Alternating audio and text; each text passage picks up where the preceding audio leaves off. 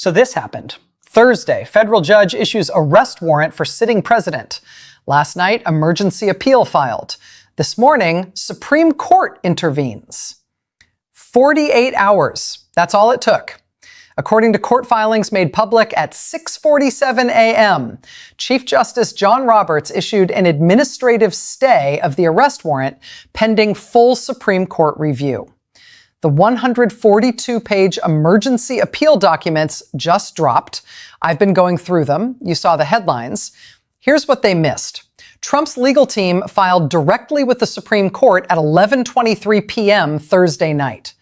Roberts acted within 7 hours, the fastest emergency intervention in modern Supreme Court history involving a president.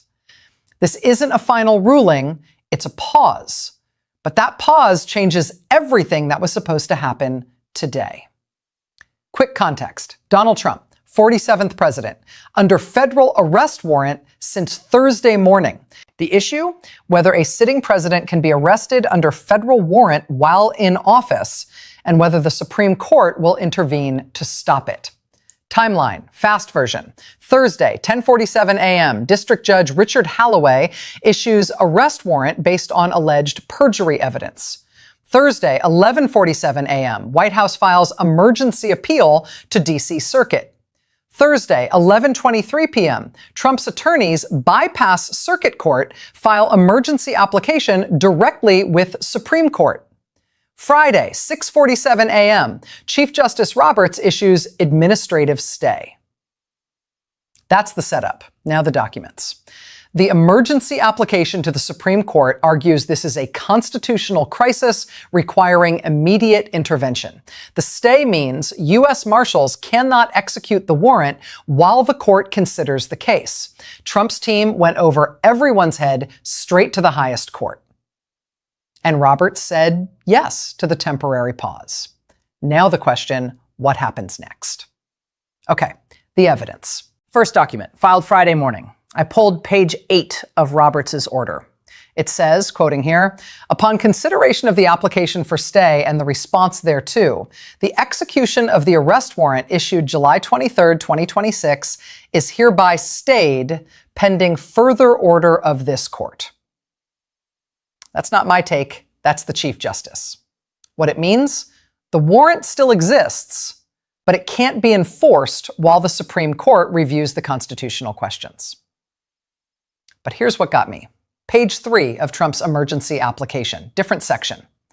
The legal team argues, no court has ever authorized the arrest of a sitting president.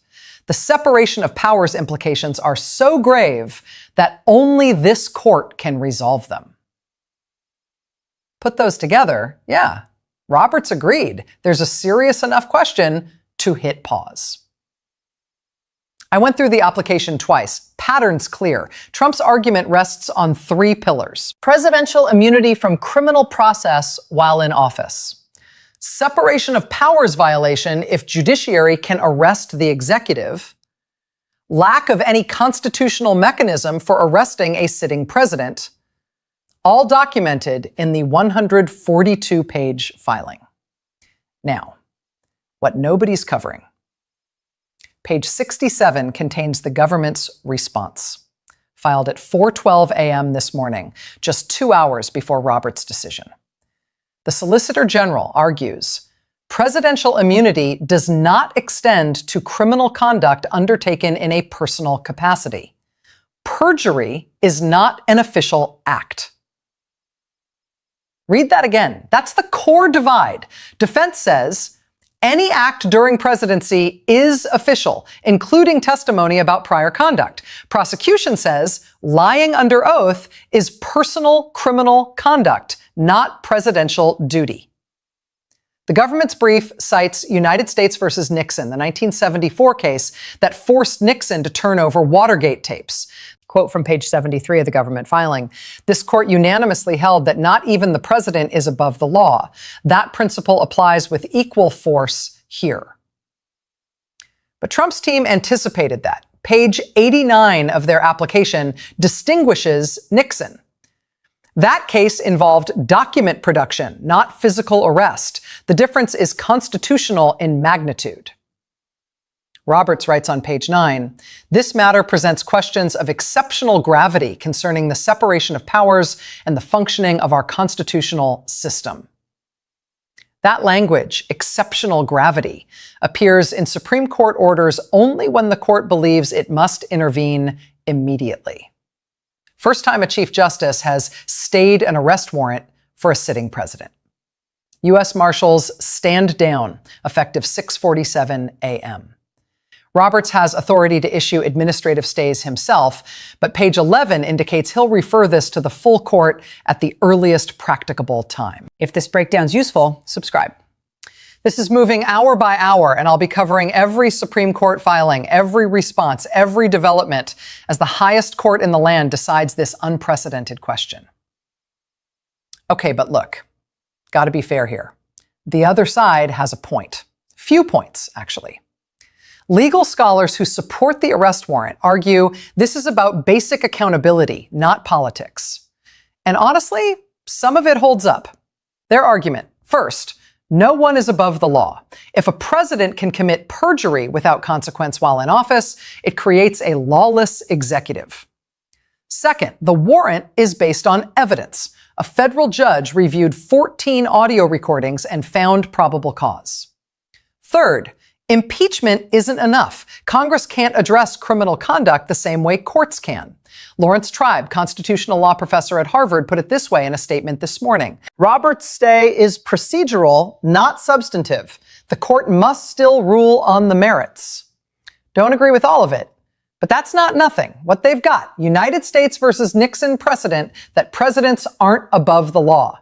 Clinton versus Jones precedent that civil suits can proceed against sitting presidents. Even Neil Katyal, former acting Solicitor General who's been critical of Trump prosecutions in other contexts, admits in a Washington Post op-ed published at 8 a.m., the separation of powers works both ways. Judiciary must be able to check executive criminality. Look, I'm not here to tell you who's right. Defense interpretation, arresting a president destroys the separation of powers and makes the executive subordinate to judiciary. Prosecution interpretation, immunity from arrest makes presidents effectively above the law. Both can be true. That's what makes this complicated. The Constitution provides impeachment as the remedy for presidential misconduct. The founders explicitly debated whether presidents could be prosecuted while in office and left it ambiguous.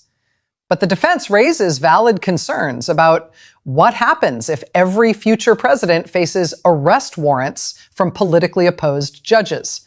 How can a president function if subject to criminal process during the term? Professor Jonathan Turley, constitutional law expert at George Washington University, wrote at 7:30 a.m., Roberts had no choice. This question is too big for any single judge. That's real. Former Attorney General Pam Bondi, in a Fox News appearance at 8:15 a.m., argued, impeachment exists for exactly this reason. Let Congress handle presidential accountability. What I can tell you, what the documents show. And they show Chief Justice Roberts believed the constitutional questions are serious enough to stop this process cold until the full Supreme Court weighs in. This didn't come out of nowhere. Backstory quick. 3 months ago, Trump provides sworn deposition testimony in the documents case. 6 weeks ago, federal investigators obtain audio recordings allegedly contradicting that testimony. 3 days ago, prosecutors file emergency motion with recordings. Yesterday, warrant issued at 10:47 a.m., former White House counsel Ty Cobb predicted weeks ago, if they have him on tape contradicting sworn testimony, this goes to the Supreme Court instantly. What happened? Exactly that. Pattern in presidential legal crises. Watergate ended at Supreme Court with tapes ruling. Clinton impeachment involved Supreme Court precedent on civil suits. Every time, constitutional questions too big for lower courts. The difference now, this isn't about documents or civil suits. This is about whether a sitting president can be physically arrested. No Supreme Court precedent directly answers that. Nixon resigned before facing potential criminal charges. Clinton faced civil suits, not criminal arrest. No president in American history has been under active arrest warrant while in office. Roberts' decision to stay the warrant suggests he knows the court needs to answer this definitively, because whatever they decide becomes the rule for every future president. See where this is going? Like this if you want continued coverage of what could be the most important Supreme Court decision in decades. Friday, 6:47 a.m. Eastern. Here's what happened. Chief Justice Roberts issued the stay from chambers. No oral arguments, no full court conference. The order states, administrative stay granted pending further consideration by the court. What followed? Stay notification to all parties, 6:52 a.m. U.S. Marshals Service stand-down order, 6:58 a.m. White House notified, 7:03 a.m. 16 minutes. That fast. Now, what everyone missed. While people focused on the stay itself, the Solicitor General's brief, filed just hours earlier, contained a bombshell. Page 81 reveals prosecutors offered Trump's team a deal Wednesday. The proffer? Acknowledge the recordings, stipulate to factual inaccuracies in the deposition, accept contempt of court sanction, avoid criminal perjury charges. Trump's response, according to the filing, absolute rejection within 90 minutes. White House counsel's response this morning, immediate statement at 7:34 a.m., calling the stay a vindication. Wasn't reactive, coordinated. You can see it in the messaging. 3 different Trump attorneys gave nearly identical quotes to different networks within minutes. This is where it gets interesting. The stay order's language matters enormously for what comes next. Roberts wrote, pending further consideration, not pending full briefing and argument. That phrasing leaves open whether the court will fast-track this for emergency arguments next week or request full briefing over several weeks. Legal analysts parsing every word. If the court moves fast, we could have a decision within days. If they want full briefing, this could take weeks. Meanwhile, the warrant exists but can't be executed. Constitutional crisis in slow motion. Don't go anywhere. What I show next about the Supreme Court's likely next steps changes how we should think about this. What are experts saying? Former Supreme Court clerk to Justice Scalia, 12 years appellate experience. Roberts' language signals he views this as extraordinarily serious, but not necessarily favoring either side. Plain English, the stay doesn't tell us how the court will rule, just that they're taking over. Another one, Professor Michael McConnell, Stanford constitutional law professor and former federal appellate judge. The court will likely expedite this, but not rush to judgment on questions this fundamental. Key there, fast doesn't mean hasty. Even Erwin Chemerinsky, dean of Berkeley Law and frequent critic of expansive presidential power, admits Roberts was right to stay the warrant. The court must resolve this. When constitutional scholars across the spectrum agree the court should intervene, pay attention. Former acting Solicitor General Neil Katyal broke down the likely timeline. I expect the court to request supplemental briefing by Monday, schedule arguments for next week, and rule by month's end. Lisa Blatt, one of the Supreme Court's most successful advocates with 40-plus arguments. Roberts knows this is Bush versus Gore level stakes. He'll want unanimity if possible. That last point matters enormously. A 5-4 decision either way looks political. A unanimous ruling carries institutional weight. Consensus among Supreme Court practitioners, the court will expedite the process. Oral arguments are likely given the stakes. The ruling will try to establish clear precedent for future cases. What's remarkable, even experts who disagree about the outcome agree about the process. Because next time there's a president accused of criminal conduct, this case is what courts cite. Useful breakdown? Like it. That like button helps this analysis reach people who want to understand what's actually happening at the Supreme Court. Why should you care? Real talk, how this affects actual people? If you're an American citizen, this ruling will define presidential power for generations. The Supreme Court is about to answer, can the president be arrested while in office? Your government about to establish precedent that lasts forever. Not dramatic. This is the foundation of how American government works. Next time you vote for president, the powers and limits of that office are being defined right now. If the court says presidents can't be arrested while in office, future presidents could theoretically commit crimes knowing they're immune until they leave office. If the court says presidents can be arrested, future presidents face the risk of politically motivated prosecution from opposed judges. That's the dilemma every justice is wrestling with. Right now, 3 co-equal branches of government in direct conflict. Executive says you can't arrest the president. Judiciary says no one is above the law. Legislative, watching to see if their impeachment power becomes meaningless. If Trump spends the next weeks or months under the cloud of an enforceable arrest warrant, how does he govern? If you depend on federal government, Social Security, Medicare, federal employee, military family, presidential dysfunction affects you. Whatever the court decides becomes the rule. If they rule presidents can be arrested, every future president faces that risk from political opponents. If they rule presidents can't be arrested, future presidents have immunity from criminal process for 4 to 8 years. Markets dropped 234 points Thursday on the warrant news, recovered 178 points this morning on the stay. If you have retirement savings, investments, economic exposure, constitutional crisis creates volatility. The Supreme Court's legitimacy is on the line. After Dobbs overturning Roe, public trust in the court is at historic lows. How they handle this affects whether Americans believe the court is above politics. Understanding what the court actually decides versus how media characterizes it, that's how citizens evaluate massive constitutional questions. Not panic, information. How'd President Trump respond?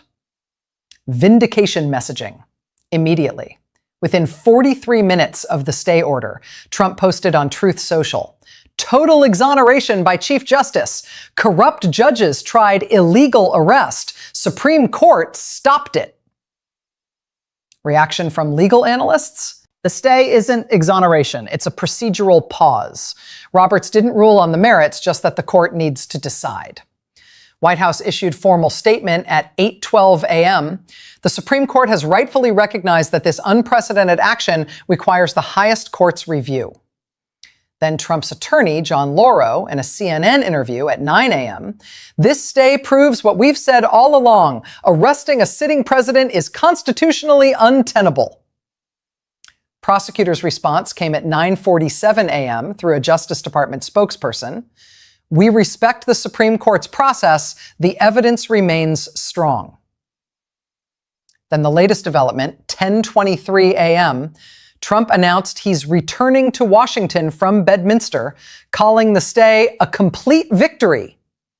Not cooling down, escalating the rhetoric.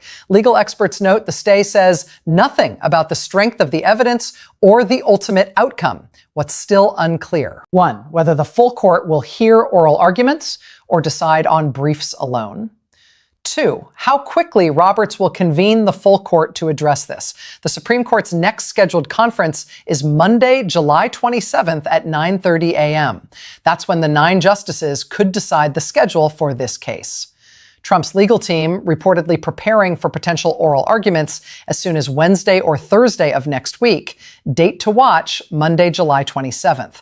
By the end of that conference, we'll know whether this gets expedited arguments or a slower briefing schedule.